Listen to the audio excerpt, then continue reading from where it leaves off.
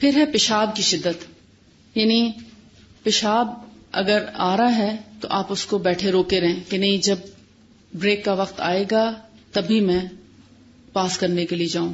تو آپ کو چاہیے کہ کلاس شروع ہونے سے پہلے آپ فارغ ہو کے بیٹھیں. اگر آپ کو جلدی حاجت ہو جاتی ہے تو پھر آپ کو یورین پہلے کر کے پھر کلاس میں آنا چاہیے تاکہ آپ بریک تک اس کو ہولڈ کر سکیں.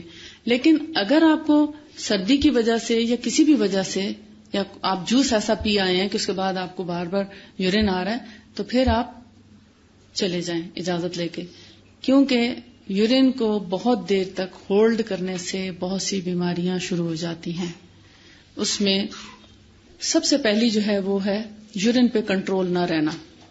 یعنی پھر آپ کو تھوڑا سا بھی یورین آتا ہے تو بلیڈر ایسے لگتا ہے کہ بس اب شاید پھٹ جائے گا، اور آپ کو جلدی جا کے یورین پاس کرنا چاہیے، ورنہ یورین لیک ہونا شروع ہو جاتا ہے کیونکہ ہولڈ ختم ہو گیا نا. اسفنکٹر لوز ہو جاتا ہے جو یورین کو ہولڈ کر کے رکھتا ہے. آہستہ آہستہ قطرے گرنا شروع ہو جاتے ہیں، جیسے حاجت ہوتی ہے تو بس آپ ناپاک ہو جاتے ہیں. تو بہتر کیا ہے، مناسب وقت میں یورین کو پاس کر رہے ہیں.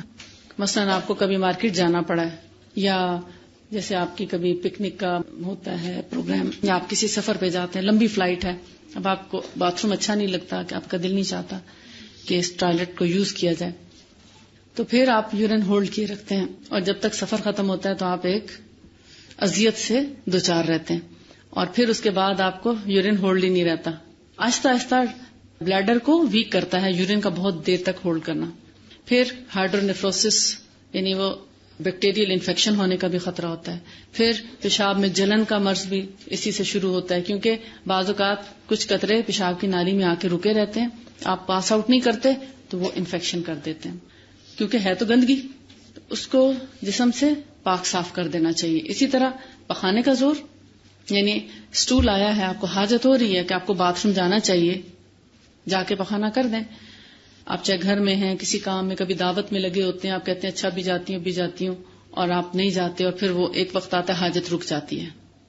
کلاس میں بیٹھے ہیں، کہتے ہیں اچھا یہ لیکچر ختم ہو تو پھر جاؤں، کیونکہ بیسٹ روٹین کیا ہے، صبح صبح یہاں آنے سے پہلے پیٹ صاف ہو جانا چاہیے.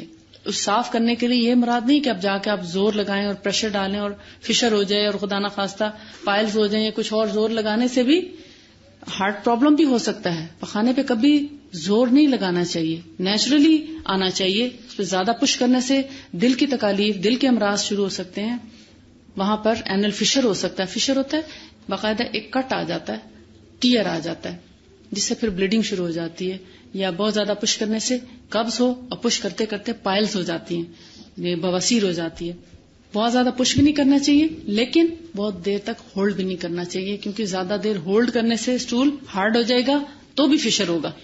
اب ایک دفعہ اگر آپ کو حاجت ہو، آپ نے اپنے آپ کو روک لیا، دوسری دفعہ آپ کو موومنٹس بہت سلو آئیں گی، موومنٹس ہی ختم ہو جاتی ہیں، بال موومنٹس. آپ دیکھتے ہیں جب آپ کو اسٹول آتا ہے تو پیٹ میں ہلکا سا مروڑ اٹھتا ہے، دل چاہتا ہے کہ بس جلدی سے جائیں اور فارغ. اس وقت اگر آپ فوراً چلے جائیں تو پیٹ بالکل صاف ہو جاتا ہے، اور اگر تھوڑا سا انتظار کریں تو پیٹ بہت ہی اچھی طریقے سے صاف ہو جائے. لیکن اگر آپ پہلے تو روکے رکھیں اور پھر جائیں تو جلدی سے بس واپس آ جائیں، کھل کے حاجت نہ ہونے دیں.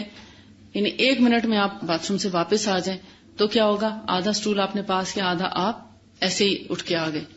تو یہ گریجولی قبض بن جاتی ہے، یا پھر پائلز ہو جاتی ہیں، یا پھر گیسٹرک پرابلم شروع ہو جاتی ہے، یا پھر مستقل قبض کا عارضہ شروع ہو جاتا ہے.